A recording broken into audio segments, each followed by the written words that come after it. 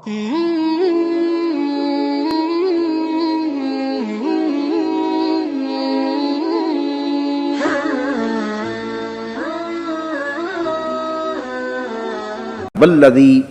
نفسی بیدہ لخلوف فم الصائم اطیب عند اللہ من ریح المسک۔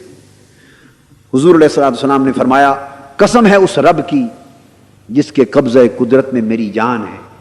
فرمایا جوں جوں دن گزرتا جاتا ہے روزے دار کا اور معدہ خالی ہوتا ہے، اور دن گزرنے کے ساتھ ساتھ خالی معدے سے پھر جو ہوا باہر آتی ہے منہ سے، اس میں گیسز کی ایک ملاوٹ ہوتی ہے، اور اس ہوا سے تھوڑی منہ سے نکلنے والی ہوا ہلکی سی بودار ہو جاتی، بدبو دیتی، فریش نہیں ہوتی۔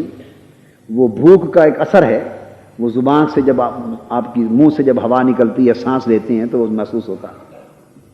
عام حالات میں یہ بات خاص نکتہ، عام حالات میں کسی شخص کو وہ سانس اور اس کی وہ بدبو اس ہوا کی پسند نہیں ہوتی، مگر یہاں فرمایا حضور علیہ السلام نے مجھے اپنے رب کی قسم جس کے قبضہ قدرت میں میری جان ہے کہ اللہ پاک کا ارشاد یہ ہے کہ روزے دار کے منہ کی بدبو بھی مجھے کستوری کی خوشبو سے بھی زیادہ پیاری ہے، کستوری کی خوشبو سے زیادہ پیاری۔ تو بدبو ہی نہ رہی، بدبو اب آپ نے دیکھا کہ تھی بدبو اور خوشبو سے بہتر ہو گئی، تھی بدبو اور خوشبو سے بہتر ہو گئی۔ اس کا نقطہ کیا ہے؟ یعنی واقعہ بدبو، کیا بدبو نہ تھی؟ بولیے، تو جب ہے بدبو تو کستوری کی خوشبو سے بہتر کیسے بن گئی؟ یوں ہی تو نہیں، یوں ہی فرما سکتے تھے کہ ہے تو بدبو بھی اچھی ہے، کہ روزے دار کی بدبو بھی ہمیں اچھی لگتی ہے، یوں بھی فرمایا جا سکتا تھا، مگر مقابلے میں کستوری لائے، چونکہ عرب میں کستوری سے زیادہ قیمتی خوشبو نہ تھی۔ عرب میں ابتداً عربوں کو بات بتائی جا رہی ہے نا، ان کے ہاں کستوری کی خوشبو سے زیادہ قیمتی خوشبو نہ تھی، تو فرمایا کہ تمہاری دنیا کی جو سب سے قیمتی خوشبو ہے میرے روزے دار بندے کے منہ کی بو بھی اس سے بہتر ہے۔ ایک مثال دے کر بڑی بات سمجھاتی، اور فرمایا یہ بھی بات واضح کر دیں کہ اس روزے دار کے منہ کی بدبو ہمیں اچھی کیوں لگتی ہے، اچھی کیوں لگتی؟ سبحان اللہ۔ فرمایا یترک طعامہ وشرابہ وشہوتہ من اجلی، اس لیے اچھی لگتی ہے کہ ہے تو یہ بھی بھوکا، پیٹ خالی ہے تو بو آ رہی ہے نا، اور ہے دوسرا شخص بھی بھوکا، اس کا پیٹ بھی خالی ہے معدہ، تو تبھی بدبو آتی ہے۔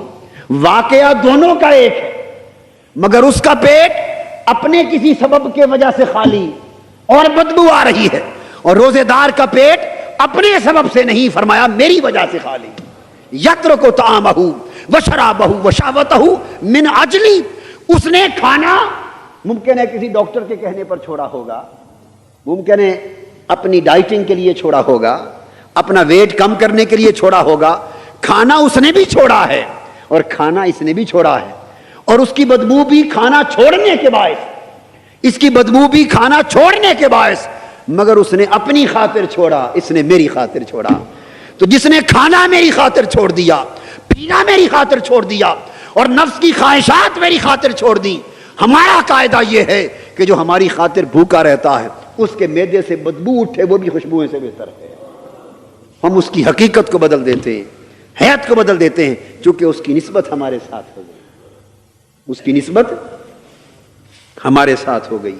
اور پھر اللہ پاک نے فرمایا الصیام لی وانا اجزی بہی، اس پر اصول قائم کر دیا کہ لوگوں یاد رکھ لو کہ روزے خالصتاً میرے لیے، خالصتاً میرے لیے، اور میں ہی ان کی جزا دیتا ہوں۔ مولا تو باقی عبادت بھی تو آپ ہی کے لیے، نماز اللہ کے لیے نہیں۔ قل ان صلاتي ونسكي ومحیاي ومماتي للہ رب العالمین، نماز بھی اسی کے، سب کچھ اس کا، تو خالی روزے اس کے لیے کیسے ہوئے؟ اشارہ اس امر کی طرف ہے کہ عبادتیں ساری اللہ کے لیے ہیں، مگر ہر عبادت میں ریا کا امکان ہے، لوگوں کے دکھلاوے کا امکان ہے، روزے میں لوگوں کے دکھلاوے کا امکان نہیں، صرف مجھے دکھانے کا کام ہے بس۔ نماز کو یہاں لمبے سجدے کر رہا ہے، لمبی قرات کر رہا ہے، رکوع کر رہا ہے، ممکن ہے گھر پڑھے تو ایسی نماز نہ پڑھے، ہائے ہائے ہائے، مسجد میں پڑھے 50-100 آدمی دیکھ رہے ہیں، اور پتہ ہے کہ دیکھیں گے نکلیں گے تو ہاتھ چومیں گے، کو بڑا ولی اللہ آ گیا، بڑا نیک متقی عبادت گزار ہے، ہاتھ شاتھ چومیں گے، دعا کے لیے آئیں گے، بزرگ سمجھیں گے، اپنا کام بن جائے گا، جیب گرم ہو جائے گی، اللہ معاف کر دے۔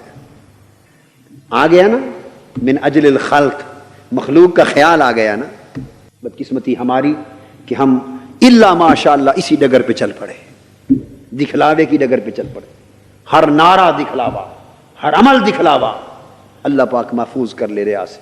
تو فرمایا ہر عبادت، نماز ہو، حج ہو، زکوٰۃ ہو، صدقہ ہو، جہاد ہو، ہر عبادت میں ریا کا امکان ہے۔ اگر کوئی چاہے دکھلاوے کے لیے عمل کرنا تو دکھلاوے کا ماحول موجود ہے، میسر ہے۔ ایک روزہ وہ عمل ہے، اس میں دکھلاوا نہیں۔ روزہ وہ عمل ہے، اس میں اگر اس نے نہیں رکھا دکھلانا چاہے تو وہ تو روزے دار ہے ہی نہیں۔ اگر نہیں رکھا اور محض صرف اب سرکاری افطاری میں جاتا ہے، شام کو افطاریاں ہوتی ہیں نا حکومتی اور سرکاری افطاریاں، ان میں خیر سے ہی روزے دار ہوتے ہیں کوئی، اگر نہیں رکھا اور محض افطاری پر جا رہا ہے تو اللہ کے ہاں وہ تو روزے دار ہے ہی۔ جبکہ دوسرا نمازی، وہ ریاکار تھا مگر نمازی تو تھا، ریاکار تھا مگر نمازی تو تھا۔ اب اگر وہ ریاکار بنے اور روزے دار نہ ہو تو وہ تو صائم ہی نہیں، اور اب رہ گیا صائم روزے دار۔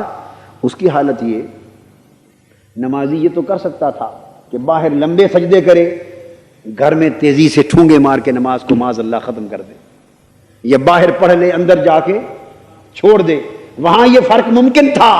اور یہاں اگر روزہ رکھ لیا تو اب ممکن نہیں کھا سکتا، اندر بند کمرے میں بیٹھے رہے تب بھی مجبور ہے، اور لوگوں کے سامنے پھرتا رہے تب بھی مجبور ہے۔